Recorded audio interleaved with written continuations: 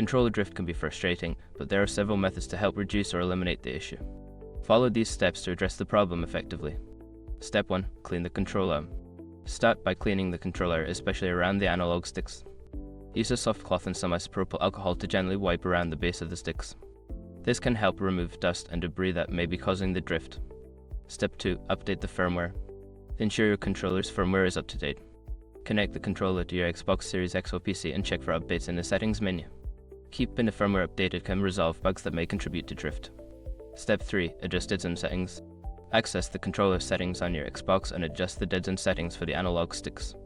Increasing the DIDZone can help mitigate minor drift by requiring more movement before the input is registered. Step 4. Reset the controller. If the drift persists, try resetting the controller. To do this, press the small reset button located on the back of the controller using a paperclip or similar tool. This can help restore the controller to its default settings. Step 5. Replace the analog sticks. If none of the previous steps work, consider replacing the analog sticks.